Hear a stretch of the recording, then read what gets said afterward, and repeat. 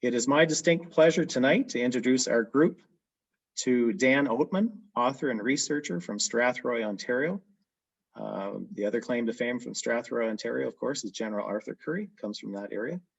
Dan is making a presentation to us online through Zoom about the British Home Children Scheme that began roughly in the 1860s and continued well into the 1930s and even later in some jurisdictions. It is estimated that as many as 4 million Canadians are descended from British home children. And if you do your math, that's a little over 10% of our Canadian population. Locally, we have our own Bruce County Historical Society member, Alan Thompson, to thank for making a presentation at the museum several years ago, raising our interest and awareness of this important topic. Alan himself is a descendant of a British home child. Dan Oatman has been researching his family history since 1967. About 6 years ago, he began research on his maternal family history and discovered that his maternal grandmother and her sister were both British home children. That began research into their history and journey as home children. He is currently writing a book about their stories called To Boston and Beyond, British Home Children Sharing the Stories. During Dan's presentation, he will share some of the journeys that he has discovered over the years. His presentation is called British Home Children Sharing the Stories. And once again, we are pleased to welcome Dan Oatman to share with us tonight. I will take the share. Good evening, everyone. There you go, Dan. There we go. I'm so glad to join you. Bruce County is one of my favorite places to vacation in Ontario. I've spent many summers up there. Lots of neat historical things. I think one of the neatest things I discovered accidentally, can't remember the road it was on. It looked like an old Ukrainian village or something that was being overgrown. And I was fascinated by the architecture, which is so out of keeping with our Ontario architecture. But anyways, going to talk to you about the British home children. And I had many years ago read the book Little Immigrants by Bagnall. And if you want a really good book to get you introduced to the topic, that would be a good book to do.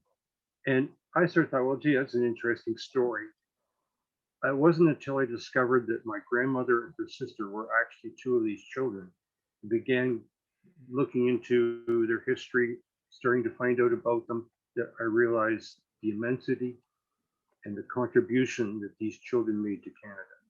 A story untold by many. My grandmother never mentioned. All we knew was just a little bit of snippets here and there that she was as a child, but she came alone, and we have no idea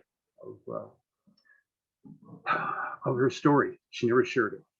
So I began a journey to find that story, and in that discovery, discovered a lot of good things, and sometimes some not so good things about the home children. So what I'd like to do is start off with a short video clip talking a little bit of the history of the home children movement in Canada, and give you a brief synopsis of the history. It's from a movie called Born of Good Intentions, and I would recommend you watch the whole clip, a whole movie. It's on YouTube. It's about 40 minutes. This clip is about 10 minutes, just to give you an overview of the history. So we'll see if we can get this thing to work, and we'll go from there. Families who turn to these organizations in times of need with the belief that these organizations could provide a better life for their children. Needs arising from things such as illnesses, death, loss of jobs, desertion of a spouse, war, and extreme poverty. Many parents believed that once the family crisis was over and they were back up on their feet, they could retrieve their children, only to find out that they had been deported and their whereabouts not revealed to those parents. Organizations such as Bernardo's actively promoted the thought that they would provide a better life for your child. And indeed, while housed in these homes, these children were fed, they were clothed, they did have warm beds, they were being schooled, they were being taught trades, and they were surrounded by hundreds of children like themselves, things which many of these children, who had already suffered enough in their lives, lost when sent to Canada. all those years, the main concern of our government, medical community, and our very own citizens was not for the well-being of these children, but the fear that these children were infecting our country with their defective genes and their diseases. In all the papers, policies, and literature of the time, it is difficult to find in Canada any evidence of any concern for the psychological well-being of these children, children who were suffering from a life of rejection and emotional deprivation, children who were too small, weak, young, inept, or unwilling to do the work that was being demanded of them, children who spent their childhoods being sent from one farm to the next. Sadly, this negative stigmatization, which began in the early years of these migrant programs, stuck throughout the years. Cyril Hewitt is a surviving Bernardo child who came to Canada in 1938, 75 years after this program began. In an interview this past November, this is what he says about the stigmatization suffered by the children here in Canada. It is heartbreaking. Now, the farmer I worked for, or was put in care of, whenever company arrived, I was told, make yourself scarce. You're just a homeboy. We don't want you around when we've got company in the house. You're a homeboy. You're a nobody. You're here to work. Most of the home children, alone and separated from others, reacted to their fate in the same way, by withdrawing into themselves and remaining silent about their past, building a wall around themselves, as one homegirl put it. Their silence is bitter and conclusive proof of the severity of their trauma. It is also sad evidence that the child migration scheme, however well intended, was seriously flawed.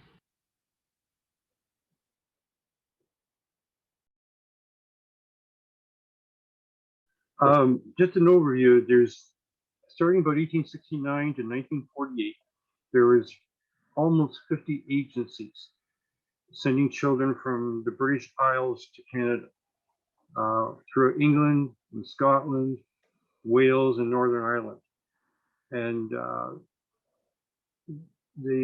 probably the best known was the Bernardos, and the largest.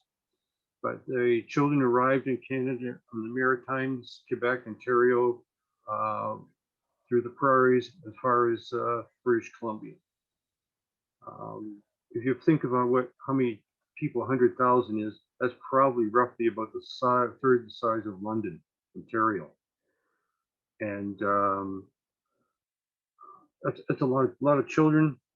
And there was not a lot of care taken in the early days of how to place the children, where to place them. Taking young boys out of cities like London, England, and Liverpool, putting them on farms, expecting them to perform farming duties. Probably never even seen a cow before they arrived on the farm. The young girls were expected to be basically domestics. There was a lot of indenture. These children were indentured till 18. And the documents that the children signed were often not legal because they were minors. So in return for a small amount of pay that they would get back at the end, many of the children never received it, and the children had to ask for it. There was promises that the people who housed the children, that they would send the children to school and church. Many of the children never went to school, and a lot of them never attended church either. There are two surviving home children. In clip that I mentioned, one Cyril Hewitt. There's another one fellow in London, and these two actually came together on the same ship together, and they're both surviving. George Beardshaw in London, Ontario, is also a surviving World War II veteran with the Queen's Own rifles. And they both would tell you stories of how they were expected to work. They were not really part of the family. And that was so often the case. But also, there were many, many children who were treated well, who became very successful. These young men in World War I, there was almost 12,000 of them volunteered for service, and almost 1,200 of them were killed in action or missing in action. Some of their names are the Menengate, for no known place of burial. So they contributed, but I think many people don't realize there is the most decorated soldier of World War I was a fellow by the name of Claude Nunny, and he won the Victoria Cross Military Medal and Distinguished Cross, and the top decorated soldier of World War I, and unfortunately he was killed in action. His VC was issued after his death. So we are proud of their contributions. Some of the young men, they're down towards Sarnia area. There's a young man who was put on the farm. The farmer was single, not married, had no family. When he died, he left the farm to the home child boy that stayed on the farm, and he went on to have a successful farming career. So there are many instances of success. There are also many instances of abuse and hardship and mistreatment of the children. My grandmother, in one of her inspection reports to the inspector, report that she didn't feel loved. And I think that's probably a very true statement of so many of the British home children. There was really no love. But on the other hand, there was several years ago, I had opportunity to go to a reunion of the home children in Nova Scotia. And that was really a neat experience. The last day of the conference, there was 4 generations of descendants of a home child sang a blessing in Gaelic to those who were leaving. And the story goes back that the young boy who came was put in a Gaelic home. They spoke Gaelic, he spoke English.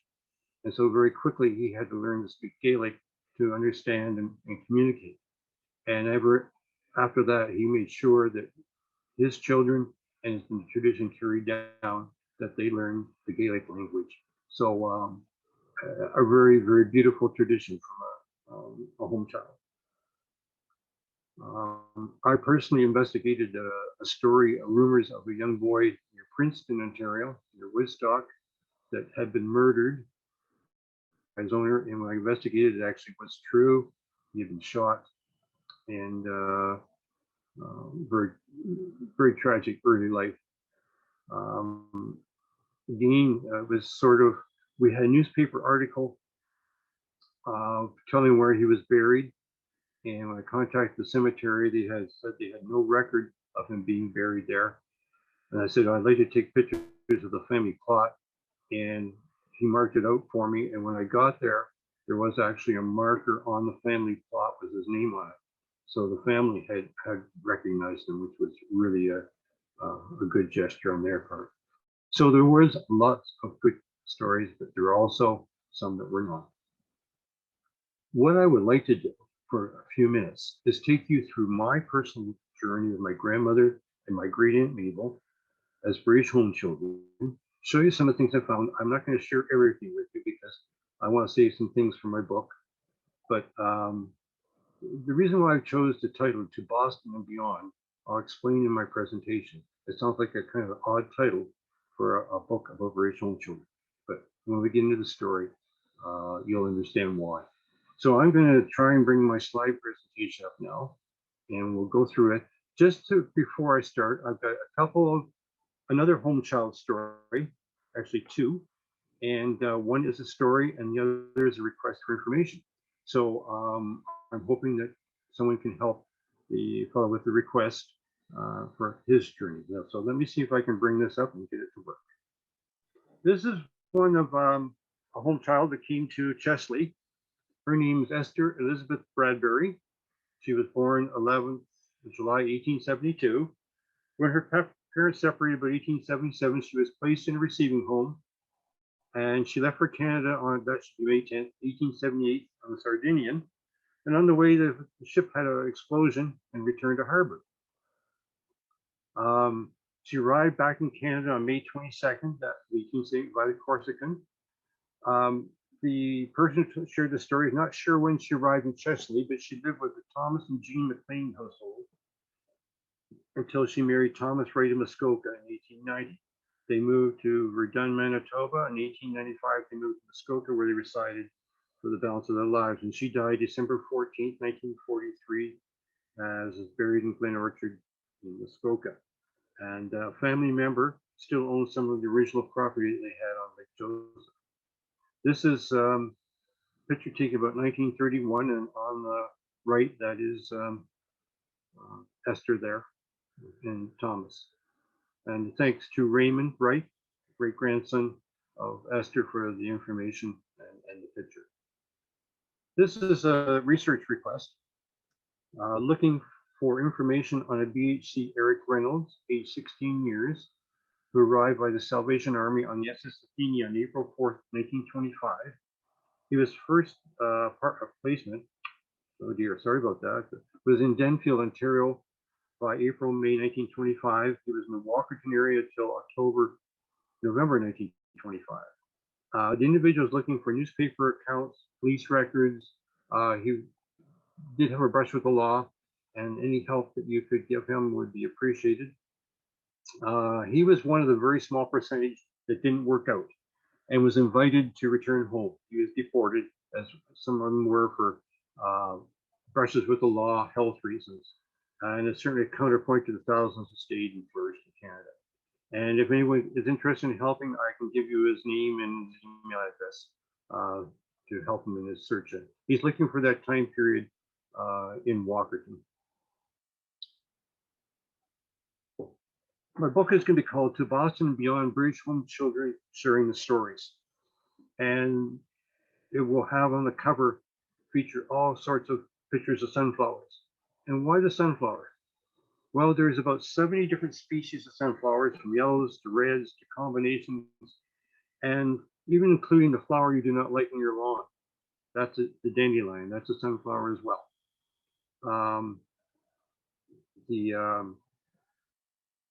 The sunflowers range in height from 12 inches to about 12 feet, with the record being about 30 feet tall. And the flowers range from single flowers to plants with a dozen blooms or more on each plant. 2021 is the International Year of the Sunflower, and is the official flower for the British home children. The reason why it's that way is that the sunflower goes from east to west, follows the sun, and that's the direction the children travel coming to Canada. My two home children are Lily Ethel Crockford and Mabel May Crockford. My maternal grandmother is Lily Ethel, and her sister is Mabel May. The books will start from May 10th, 1891, to when my grandmother was born, to July 17th, 1902, when she left Liverpool to come to the New World. These are some of the places that I found she lived in before she came to Canada. I actually have found another workhouse. There's a third workhouse.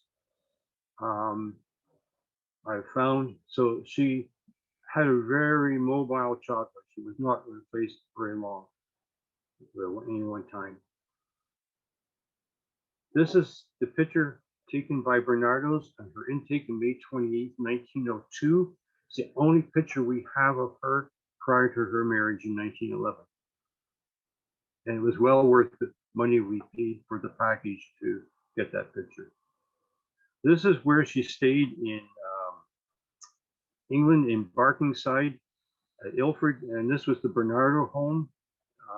There was about 1,600 girls in residence there at any one time, and they stayed in cottages all around the square. On July 17th, 1902, which is June 11th, 1911, when she got married, the middle part of my book will be about her journey to Canada as a home child. And that's where I'm going to share a little bit of the story with The reason why it's to Boston and beyond is because this ship came to Boston, the only one port of entry to Boston, and most of them came to Canada. There was one other came through Philadelphia, and a few came through Portland, Maine, but both of them came to Canada.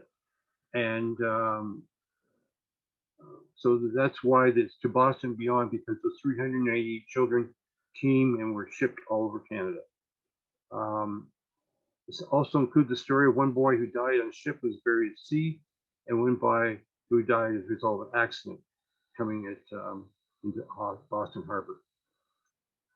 This is one of the items we found when my grandmother died and we cleared her house out that came with her. Pilgrim's Progress was one of the things that was given to the children. So there are very few things that her survived, about 3 books survived. This would have been typical of her trunk. This is not her trunk. This trunk actually belonged to a home child by the name of Florence Peters. And just show you some pictures of what a typical Bernardo trunk would look like. The name inscribed in here is Blanche Jordan, as you can see there. But her mother was Florence Peters, and in one spot, you can actually see the tail end of the Florence under her name. Give you an idea, these trunks were made by the young boys to teach them woodworking and metal craft. These alligator skins were metal skin, and the young boys were given the task of designing these. Even has small wheels underneath. This particular trunk dates from about 1907. Prior to their leaving on July 17th, there was a story of them being marched past, like almost like soldiers going to battle. They were all marched past dignitaries, and it was that's what it reminded me of when I read it. It was just like these 400 children are being marched off. This would have been the station that they would have gone through from Barkingside to head to Liverpool. This was Liverpool about 1906, and it would probably not have changed much in the 4 years before my grandmother left. This was the ship, the SS New England, and the particular reason why the ship went to Boston, and this was the normal route. Canadian history in 1902, as you recall, the end of the Boer War, Canada requisitioned ships to go bring the troops home. The ship that was originally booked to bring the children across was actually commandeered to go to South Africa. So this was the next ship available going to North America was the New England, and it came through Boston. There's a customs report that was in the, whoops, sorry about that.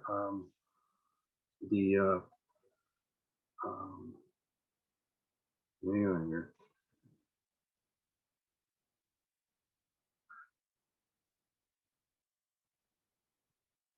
Let me just go back here.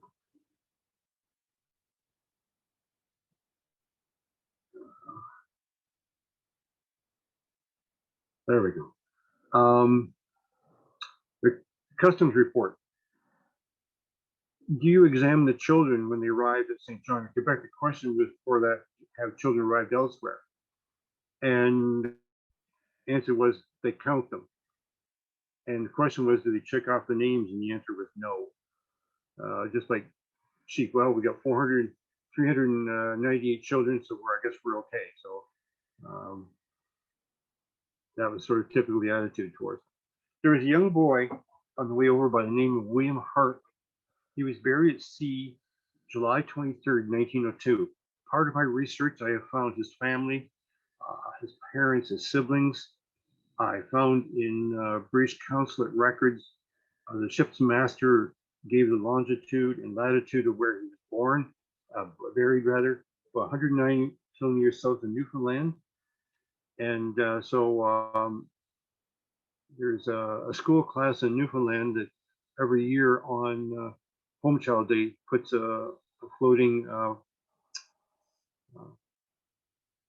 flower into the sea to commemorate him.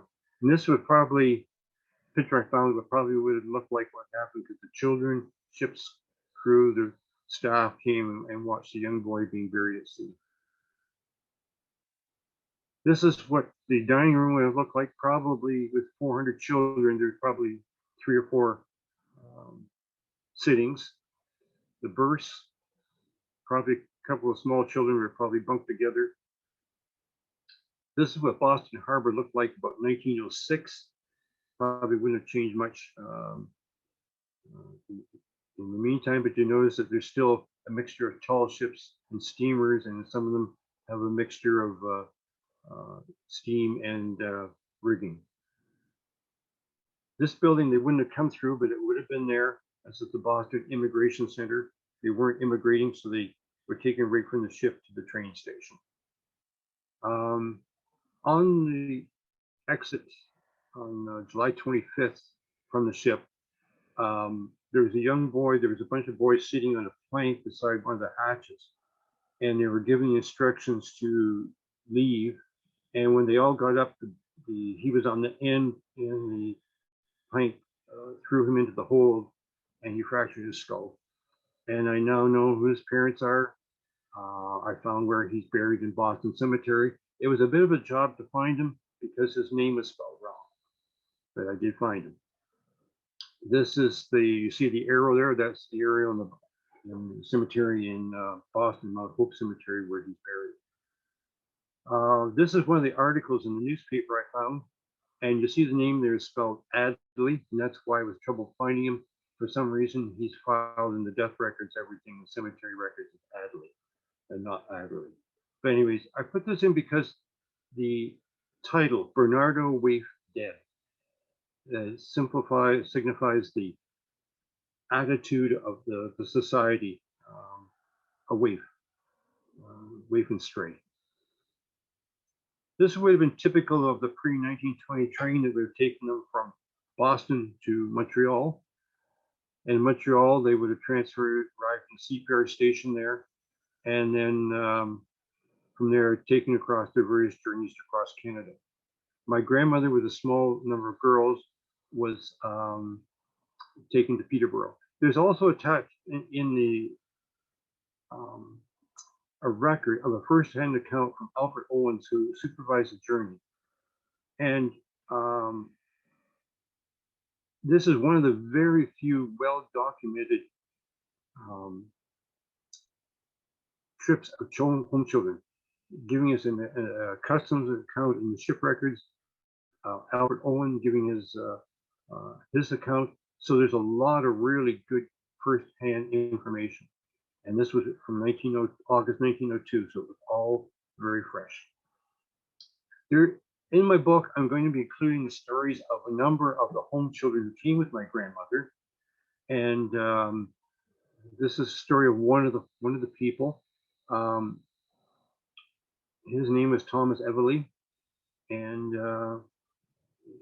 he was taught to be a brush maker, and they actually have one of his brushes still with his name on it that he made, and this is his picture. So there's going to be stories of the children who accompany my grandmother, because in the sense that 8 days across the sea is their story too, and so I'm sharing that journey. The 2 young boys who died, no one has done any research on them. So I have placed my name with Bernardo's agency.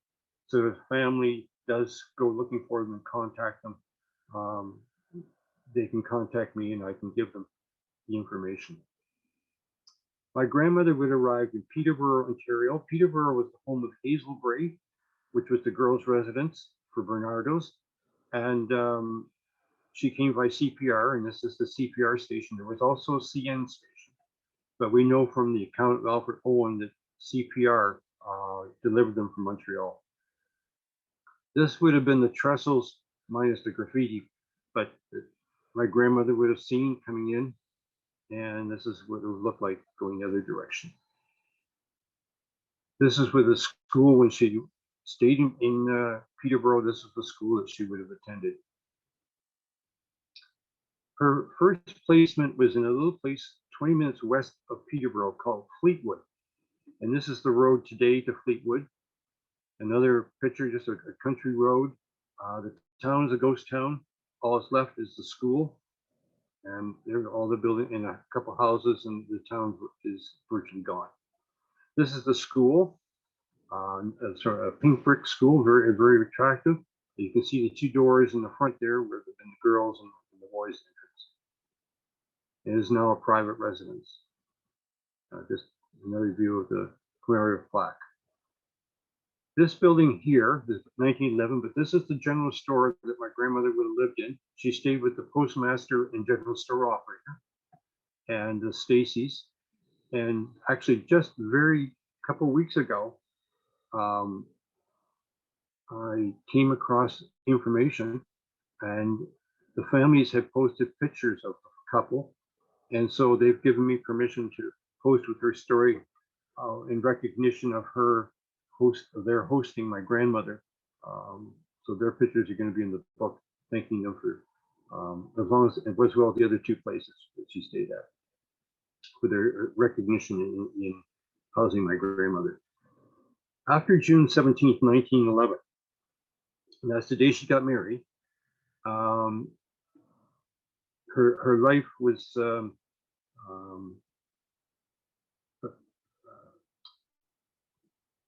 changed. Let me go back there. Sorry about that. Button is not cooperating here.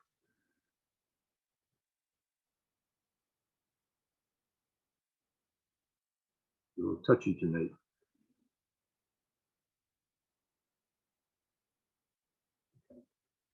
There we go. My apologies. There we go. This house here, they built my grandparents built in 1913. 2013, the lady that owned the house was having a 100th anniversary birthday party, and she invited family and everything to come through for a celebration and to reminisce. And it was kind of nice to walk through and memories of my grandmother and my aunt and in the house. My grandmother stayed there till she died in 1983. And she always said that the only way they would get her out of the house was in a stretcher or a coffin. And that's what it was in 1983. She took very sick and she never returned home.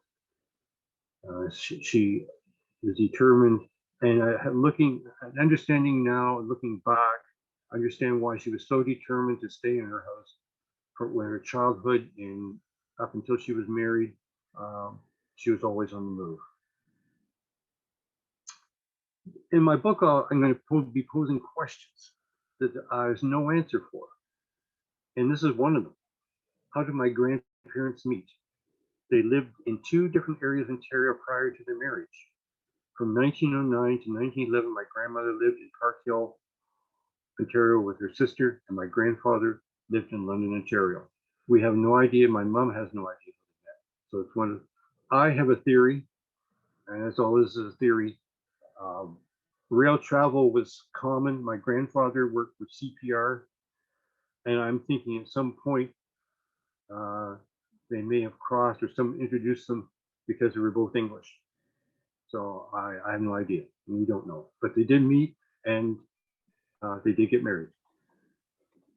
This is their her marker in Mount Pleasant Cemetery. We're in the process of getting an inscription put on the bottom, honoring her as a British home child, and that's one of our things that hasn't happened yet. The Hazel Bray Memorial in Peterborough is dedicated to the 9,000 plus children who came from the British Isles from 1884 to 1923 through Bernardo's. And there's my grandmother's name for 1902, Lily Crawford. There was a memorial quilt created in 2016, and my grandmother and my great aunt Mabel have one of the squares on there. The background of that picture is, it's hard to tell from there, but that's actually one of the tablecloths my grandmother quilted. My grandmother was a terrific, crocheter. And so she, I chose that as the background because that so represented her. And there's their wedding picture in June 16th, 1911. And she also lived, originally we thought that the second place was Elan, according to the Bernardo records. But for the life of me, I searched Ontario gazetteers back to the 1840s, could not find any place called Elan. And then in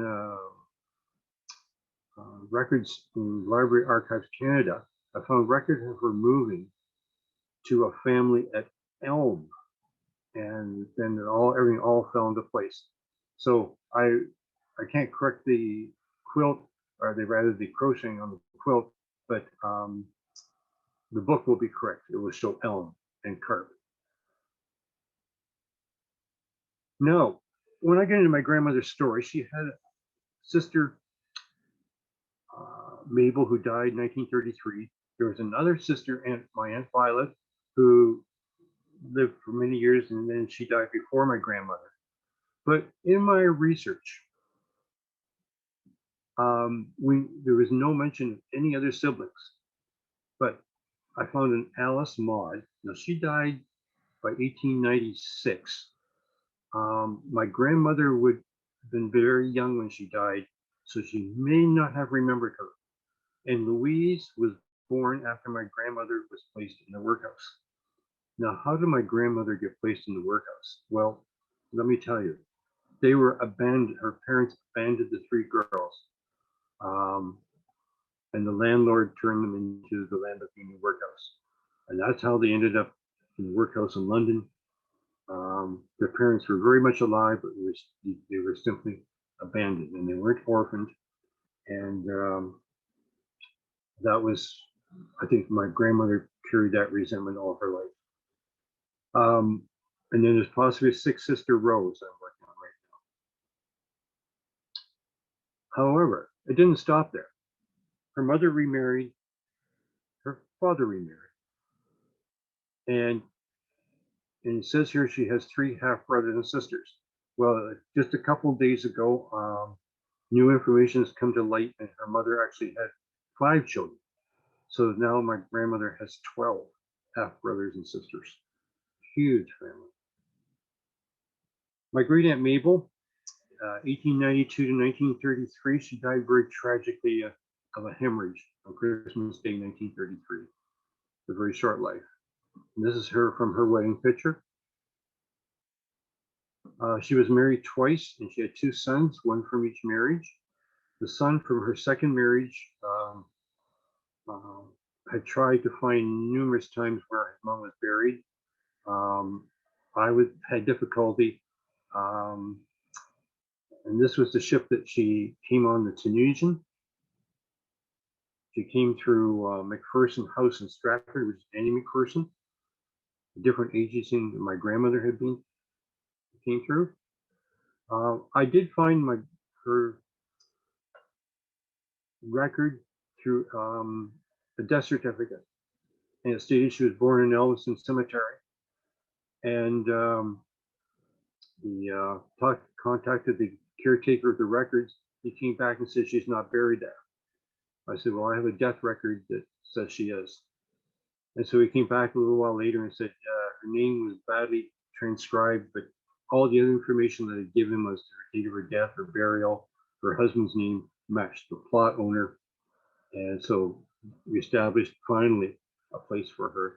And this a year ago, we put a marker on her grave to acknowledge that Mabel May Crockford White, her date, and we put on there a British home child, and that's the inscription we want to put on my grandmother's as well.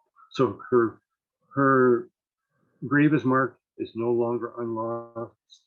And I did try to find her son to let him know, and unfortunately he died a few years ago. So thing is we now know where she's buried.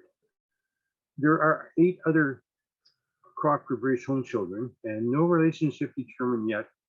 I'm working on to see if I can tell their stories. There's an Edith. This E.J. Crawford, and all the records, the record was damaged. I couldn't read his name, but I actually found a shipping list, and it had the initials E.J. on it. So I put the initials E.J. in there. There's a Thomas, a Frederick, Harry, John, Minnie, and Edith. So these people, I have no idea whether they are related or not yet, but I'm going to put a short story of each of them in there as well. Now, in Strathroy, there was a photographer who took pictures from about 1901 to about 1910. And there was a picture in there labeled Bernardo Boy. And so I've been on a mission ever since I discovered him to circulate his picture. His picture is going to go in the book, but I would love to, by the time we go to print, to have a name to him. And the various home child websites that I circulated just said, you have a name. And so they nicknamed him Dan. So I very humbly share my name with this unnamed young man from Strathroy. There's also then, I found a few months ago, another label package of picture. Again, just labeled Bernardo Boy. It's so typical of the time period. No name. They were Bernardo Boy, and in keeping with family tradition, I named him Don. That's my second name is Donald, and so these two young men pictures will go in the book, and so if their pictures will at least not be lost. But I would love to have the name. So sometime before I get my book published, I'm going to do one last push and circulate around and see if there's any way we can identify them. I'm going to tell a little bit of a story at the end for children to help them understand what it means to be abandoned, have a family, and all of a sudden disappear. In the spring of 2017, this mother robin built her nest in our eaves trough, which is really not a terribly good place. So when she was out, I photographed the nest. She had 3 eggs. One day, I noticed there was no activity, and she was gone. And I thought, well, that's really strange. So I got up into the nest and photographed, and only 1 egg left, but there was no feathers, there was no eggshells, but there's just one was left. It was really strange what happened to them, family. And then one morning I came out my door, and then laying right in the middle of the grass was this small white bird egg. I have no idea what type of bird it is, where it came from, because it's not under a tree. It just appeared. And so I'm going to take that and launch the story of for the children. Anyways, that's a little bit of the story of my grandmother and my great aunt Mabel, and I share that with you, hoping that you understand maybe a little bit of what at least one of the home children, what it would look like if they had kept a photographic historical record of the journey. And it's been a really challenge to go back 118 years to fit some of this in. But I have other 2 locations where she stayed and information on them. So I think it will be, to me anyways, a very exciting book of her journey. Thank you for letting me share the stories. Thank you, Dan, for that very interesting and heartfelt presentation. I always find it fascinating to hear some of the stories and the detail that you go into. Must have been very satisfying and gratifying to discover all that information about for sure, your grandmother and your great aunt. That's fantastic. Some of the points you brought up, I'm just going to go further with one. You know, it's amazing in that period of time from the 1860s into the 20th century, what was the value of a poor child's life? You know, when you're referring to them as waifs and strays and gutter children, and the classic cartoon from I'll just bring this up. Yeah, the Crookshank, yes, yep. From the 1800s, here they are shoveling children, like just just terrible. And so, some of the local boards of education wouldn't allow the home children in. They didn't want them to in their schools, even though the children were supposed to have received schooling. So, you know, there was a lot of stigma attached. Absolutely. You mentioned you wondered how your grandmother met up with a guy from London, Ontario. My grandmother, on a personal note, grew up outside Exeter, between Exeter and Dashwood. She had quite a few siblings, and her and some of her sisters would routinely go to London and serve as domestic help. And I know that was a common thing at that time.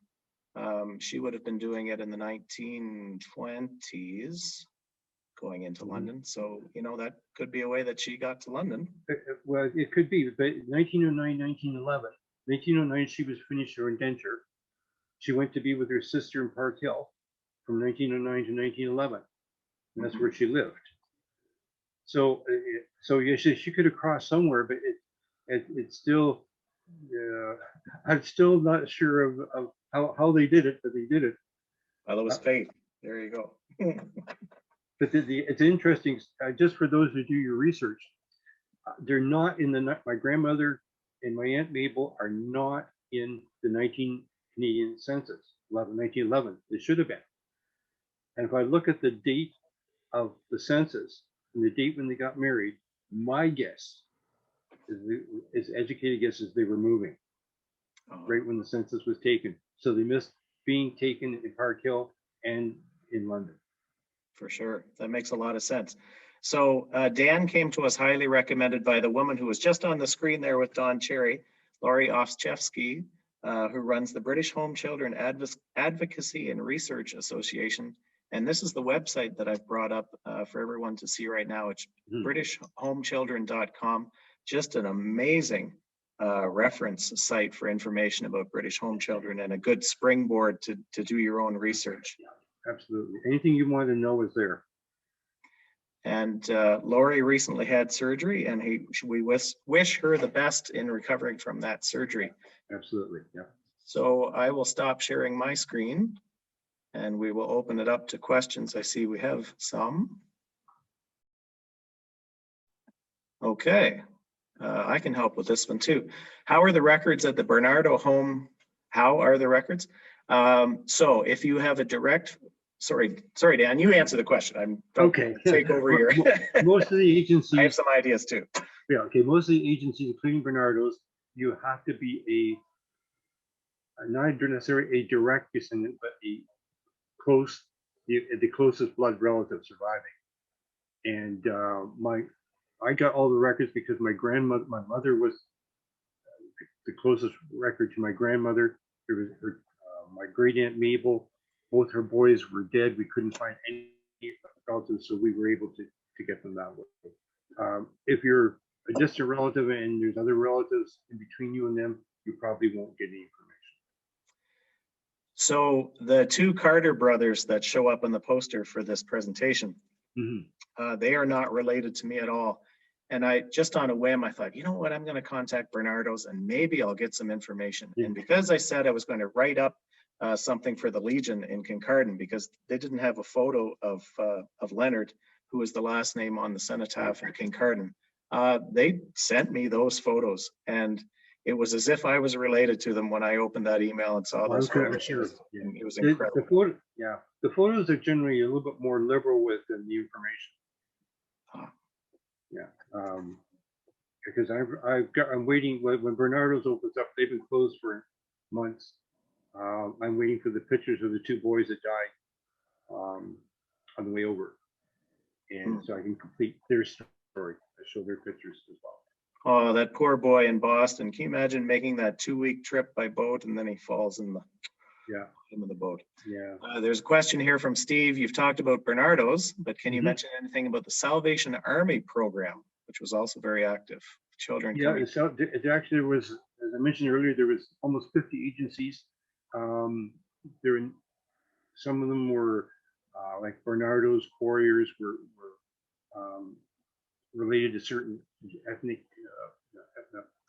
geographic parts of England, but there were a lot of Fagans, Maria Rye. Fagans, but there was also a lot of religious groups. Salvation Army, the Anglicans actually called theirs the Waifs and Strays.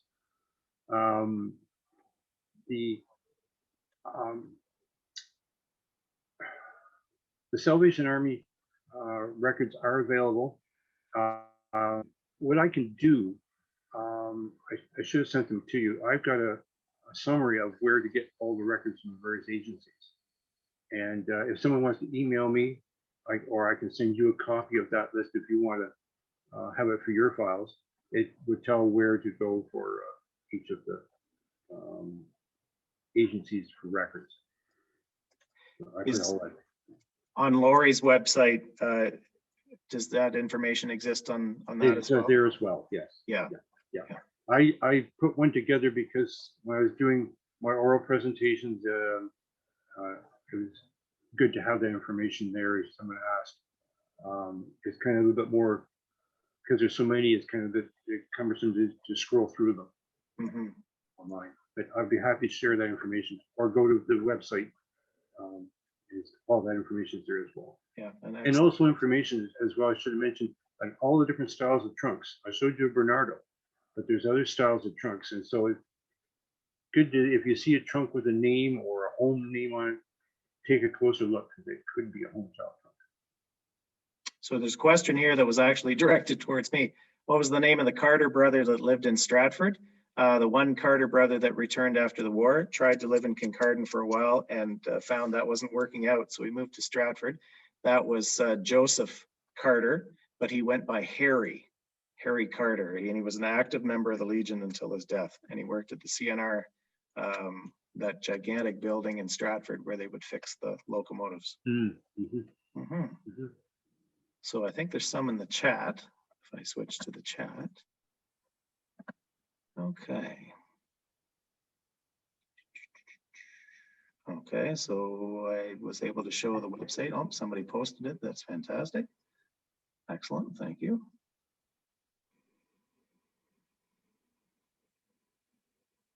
Oh, so there was a point, maybe your grandfather, who you said worked on the railroad, could have gone and stopped at Park Hill from London and met your grandmother. You never know. Oh, that's a possibility. He was operated what at that time was called Toronto West. Toronto West was from Toronto to London, and so I suspect he could have been deadheading, coming back without a run, just traveling on the train. And my grandmother could have been on one traveling as well, and because they're English, who knows? Struck up a conversation. I think the rail personally is or rail station or some places is a very distinct possibility. Sure. So there was a question, are there any documents on the families the children were placed with, especially early 1900s?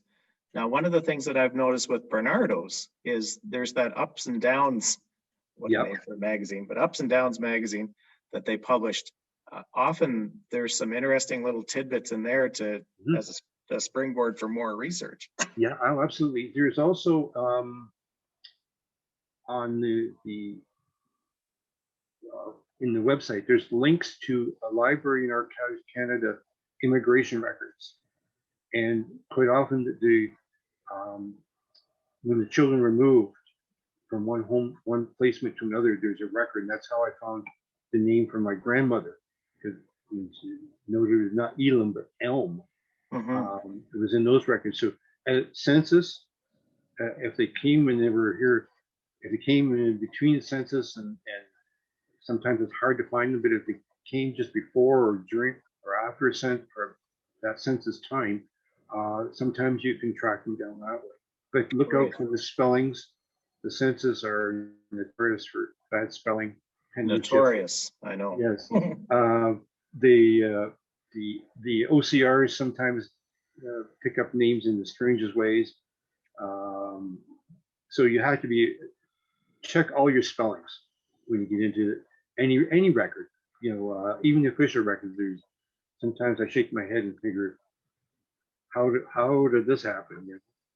But the census takers often, I'm sure, didn't ask how to spell the last name. Right. Or the first name. So there's a question here from Steve. We just had a flurry there and Steve's question went up. Dan, were you able to identify any other children that came over on the same ship as your grandmother and some of their stories? Yes, I shared the one there with Thomas, Emily, and but there are others. I've got quite a few, and I know there's more out there. I've been trying to track them down, trying to spread the word out. Please tell me your story. So if anyone came on that ship, the SS New England to Boston in July 1902, contact me. I'd love to include your story. I've got in our database, there are some stories of the children posted there. I'm going to include that as well. So wherever, I think some of them served in World War I. I found a couple who did that. So I'm going to include wherever I can find, because I want to share their stories, because many, if you look at the, like we have in our Facebook group, almost 8,000 people. Well, if you, let's say each one of those represents just one. I'm two, some of them got several, but let's say one. That's only 8,000 out of the 100,000. There's a lot more out there, and people keep discovering their family histories as children. You know, all of a sudden they're British home children, and the sort of reverse happened in England. They're sort of taking an interest because they're discovering one that they had never known of the home children movement. And Britain was sending all the children to Canada, Australia, New Zealand, South Africa, Malta. And they're discovering, one, they're horrified, and two, they're discovering where these children go, and discovering that these children from their family came to the New World, in a sense. So there's a great interest coming both ways to record the stories. And there's groups throughout England that are dedicated to preserving and recording the stories of the homes there, and as well as here in Canada. It's interesting that the more research you do on British home children, the more you get to recognize the ship names. And I swear during the First World War, ships were taking soldiers over to the UK, and they were bringing boatloads of British home children over. Yeah, they started during the war. Always the same ship names going back and forth. They slowed down during the war because of key concern about the safety. But right after the Second World War, it picked up again. Right. Yeah. Okay, thanks, Dan. This is from Charlotte. As we do research on our previous British home children, we never know what we'll learn about their parents. My research on my BHC grandmother took some very interesting twists. Indeed, they do. Let's see. Elizabeth mentions that her family, her British home child relative, landed in Quebec City from Glasgow in 1915 on the Corsican, a name of a ship that you hear quite often. Traveled 72 hours in complete darkness as the Lusitania had been sunk. Oh, this is interesting. Yeah, not necessarily home children, but that they had to travel in darkness. Ooh, that would have been eerie. Wow. Are there any annual events for descendants of home children to share their stories? Well, there was up until the COVID times. And I'm hoping that as the COVID eases off, that they will happen again. The Maritimes have reunion down there. There's reunions Eastern Ontario. Our group, the Advocacy Research Group, we host conferences quite often. We invite descendants and speakers. So yeah, there are. Right now, everything's on hold. Yeah, that's true. Which kind of segues to this next question. I had family placed in Egerton, and Whitfield, Whitfield, Ontario. Are there any historical societies that would hold BHC documents in that particular area that you might know of? This person's in the States and wishes they could cross over and visit these areas, but for now, they'd appreciate any contacts you may know of, Dan. Yeah, if you could want to give her my email address. Probably, I don't know offhand, but I will certainly look, see if I can find for her. And I'll do some research and I'll spread the word out up in that area. I have some people up in that area that I know, and see if there's what help they can give. Okay, so that's fantastic. So Dorn, our president, has all the email addresses. If you could send B. Morgan Dan's email address, that would be wonderful. So we'll go out of the chat. You're welcome. There's a few in the question and answer here. I guess I didn't. Did you find your grandmother's Bernardo Bible? We have, no, that was not one of the ones we found, but we do have, it's her childhood Bible. Now, we don't think it came with Bernardo's. It's not inscribed from Bernardo's, but we that it's probably from, she said it was her childhood Bible. Hmm. And the Bibles from Bernardo's usually had her name inscribed from, and this doesn't. But it's a very old Bible, and it makes sense that it could have been something happened to her Bible, or and she was given another one. But this is her childhood Bible for sure. Okay. With the books, we have, I think, 3 books that came with her, and the Pilgrim's Progress. Another book, and this is really, if you talk about questions that come up. The one book is said to Lily from Claire. Now, normally the children were not allowed to bring personal items with them of any kind, pictures, anything within the family. So who Claire was, and why Claire's book was allowed to travel with my grandmother. It's one of those mysteries that we'll probably never know. So, but yeah, we have 3 books that traveled with her. There is one book that also, I think she has a young girl. It was English girl stories. And she thought it had got lost one day, and she was in a panic, and she had given it to me. And she had forgotten that. And she said, oh, that was a book I had from a little girl. So I think that's another book that she had given to her at one of her home child stays, and that she kept and treasured. Would you mind, Dan, if we, and feel free to say no, if we put your email in the chat? No, not a problem. No, if Okay. people want to contact me, I'd be happy to try and help them. And what I can't do, there's lots of researchers around that I can hopefully tap in and help get with somebody else to help. Ellen has an interesting story. We have received Bernardo papers for our grandmother, her sister who died in 1915, but not her brother. We also didn't get any pictures either, which is strange because they normally photograph them before they left. The brother lied about his age and went to the First World War. You hear that quite often. Typical, yeah. We think he came back to the US. Where would we go to find out more info about him? First World War, went to the States. Yeah. That was not uncommon for these young guys to, particularly if they were in a bad situation on a farm or where they were staying, wanted to get out of it. Or they wanted to go back to England, find family.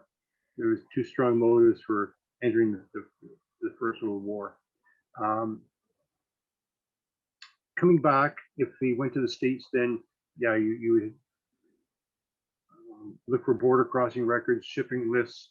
If did he come back to Canada directly from World War II, or did he come back discharged in England and then sailed to US?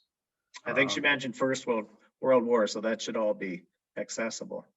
Yeah, that should be. So you need to know if she's got the World War I attestation papers for him online, then look and see where he was discharged. It will tell you where he sailed to. He was discharged in England or Canada. And then if you arrive back in Canada, then look for border crossings and then start doing some database searches in the States, newspapers, just seeing where you can pick them up. Check out the, what's it called? The Social Security Death Index. So if he was born and died in the States, probably there. And that would be a good place to check out as well. To answer Sue and Lorraine's question, I would absolutely recommend that website that I brought up. Yes.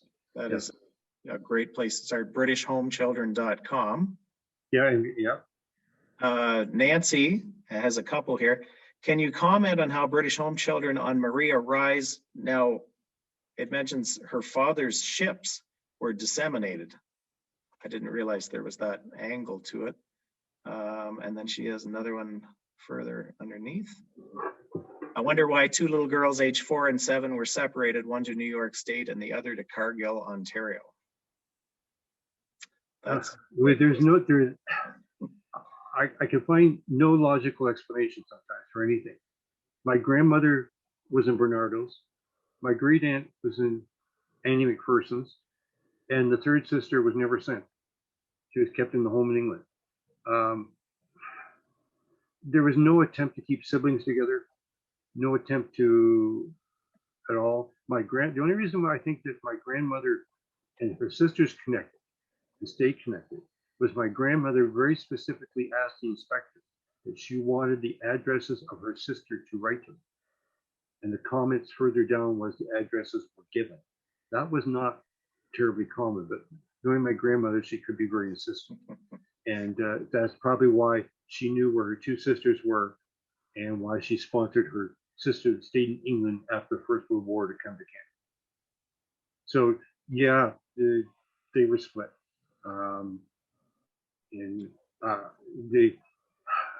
Normally they didn't go directly to the States.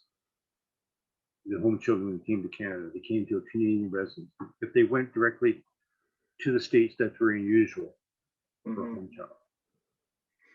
So there would be so many reasons why young male British home children would enlist in the First World War. It's an opportunity to get back to where they came from, and you can escape indentured servitude as well. So and you have to be two of the reasons. Aware of name changes and birth date changes. There's an affidavit. I was working a project with a fellow working on the 149th, the Lambton County First World War Regiment, and looking at the history of each soldier. And we came across one that was really interesting. There was an affidavit filed in there stating that he, for genealogical research, it was a perfect document. How he came to Canada through Bernardo's, and all, et cetera, et cetera. He enlisted in the army, served overseas, got into England, visited family. And they said, that's not your name. He produced his birth certificate with his real name and his real birth.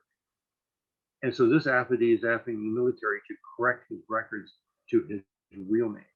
Wow. So if you didn't have that, you'd be busy looking in England for somebody you never tracked down, and to try and go back from Canada backwards, you were never matched up.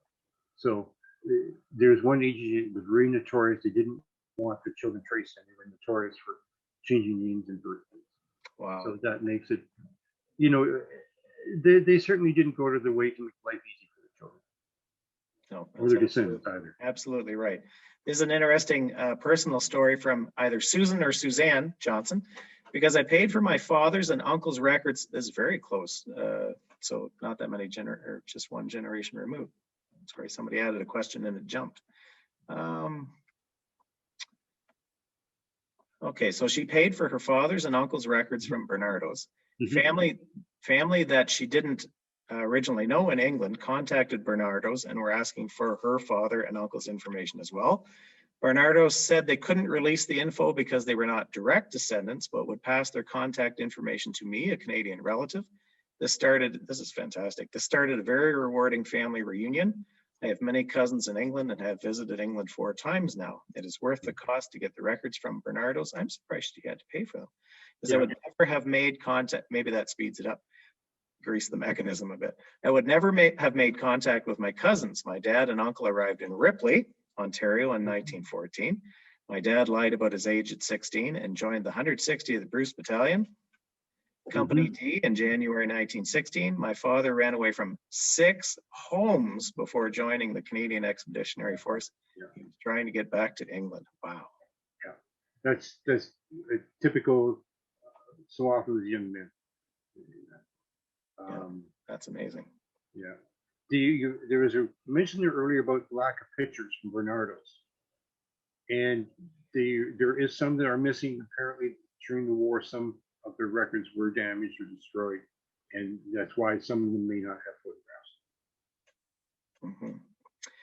photographs. Sue mentions a wonderful presentation, Dan. Thank you.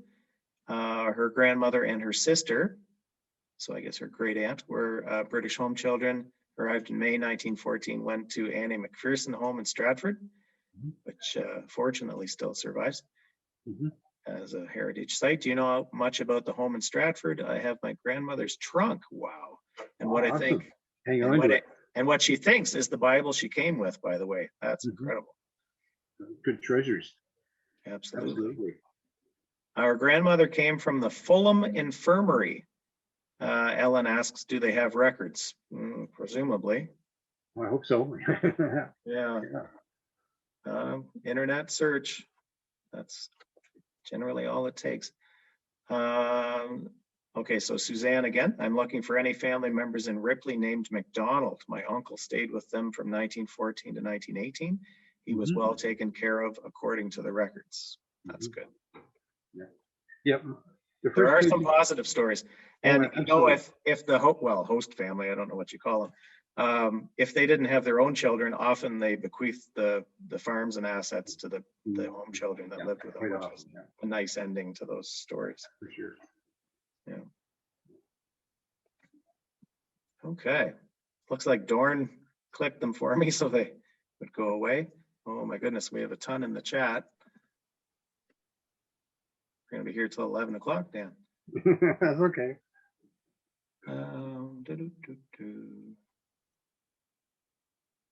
Okay, Sue and Lorraine, I received a package of info on my grandmother from the Catholic Immigration Association and was told there was a file on her brother as well, but they won't give it to me as I'm not a direct descendant. Yes. So sometimes you really do run into that roadblock.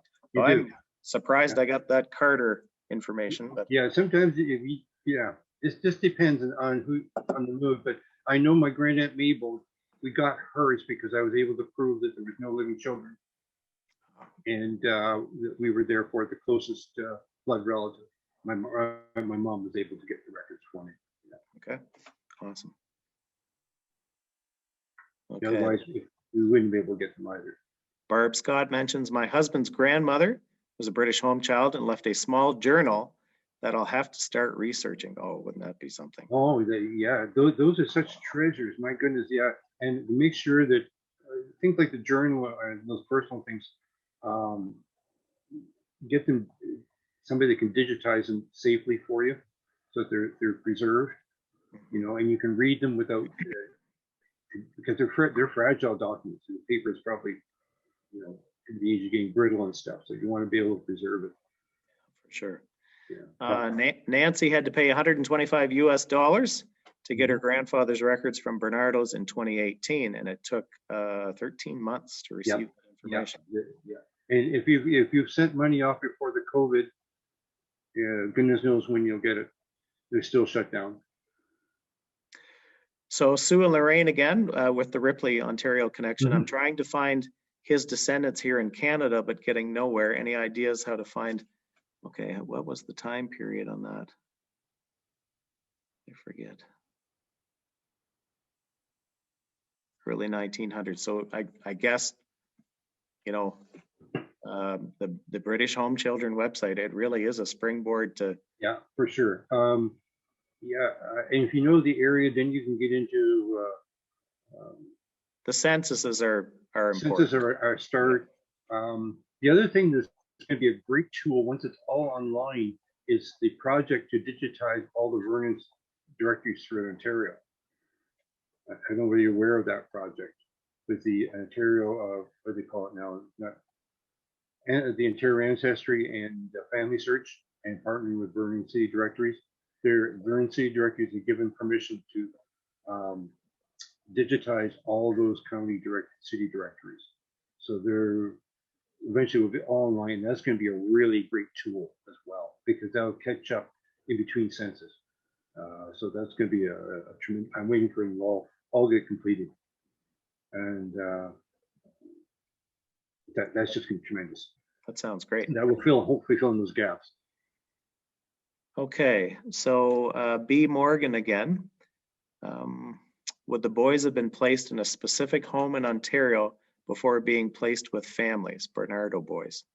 Oh, okay, so if Maria Rye and the one in Stratford had their own, McPherson had their homes, where would the Toronto, right? I think Bernardo boys. Toronto, yeah, and there was homes all over the place. There was a home in Hamilton, home in London. There was I think there's home in Belleville, Peterborough. You know, there are homes all over the place, and Some of these buildings survive, some don't. I was able to speak to the council that was working to preserve one of the homes in Toronto from demolition, and the city council is Yeah, I saw that one. it's now going to be a historic site, and that's tremendous when you look at the inscription of the boys that scribbled their names, engraved their names and bricks and stuff. It's a tremendous tribute to that time period. Yeah, there were homes that the boy they could have come to Ontario. Bernardo's also had a 6,000 acre training farm in Manitoba, and so a lot of the boys were sent up there as well. 6,000 acres. 6,000 acre farm. Yeah, Wow. they were teaching them farming, which was they should have done right from the beginning. I can't remember the name of the place in Manitoba, but it's no longer a Bernardo facility anymore. Sue and Lorraine mentioned that St. George's Home in Ottawa is having a reunion in 2022. Yeah. Hopefully they can have that reunion. Yeah, I hope so. Yeah, I hope so too. Eh? Yeah. Okay. And one question, maybe this will be the last one. Okay, Susan is asking a specific question of somebody else in the group, so I will leave that one. Okay. Well, Dan, any final words? We really appreciate your presentation. No, I just encourage you. We're going to be celebrating. This year is the International Year of the Sunflower, and I would just encourage you to grow the big yellow sunflowers in honor of that, and as a tribute, because that's the official flower of the home children, and in recognition, and so that you can tell your friends, neighbors, family why that you're growing the sunflowers in honor of the very small children. And with all the COVID things that are going on this year, it's a good, safe, family-oriented activity to help the children plant them, explain to them about the story of the home children. I try to put it in perspective personally. I have 4 of my 5 grandchildren that are under 12 and under. And I'm thinking, what would it have been like to all of a sudden those 4 children gone? And no idea where they went. Couldn't contact them. So we just lost to time. And I think of what it would have been like in family in England, all of a sudden realizing their cousins, their siblings are gone. So that's what it is. It is put in that perspective. It makes it a little more intimate. How would I react? In some cases, when the parents went to get their children back, which they had the right to do, they were told they were shipped, and if they wanted them back, then they had to pay for all the costs of keeping the children, and which poor families couldn't do. So there was no way that they were out to help the children and families in any way that I could see. But anyway, in celebration of all those children who did succeed, like my grandmother, and all those who achieved and became business people, mayors, engineers, all those people, I say this with great humility. I'm proud to be a descendant of Rachel. Oh, absolutely. And it's really a shame that so many felt embarrassed about how they came to Canada and didn't share it with their families, and their descendants would have just liked to have known and would certainly have been sympathetic with the situation, but so many hid it, and there's families that don't know today. No, not yet anyways. No, exactly. So I really appreciate the heartfelt elements to this, Dan. It was a great presentation. We really appreciate it. I enjoy the invitation, and I'll help anyone that needs some help or get them into touch with people who can help them. Okay. Thanks so much, Dan.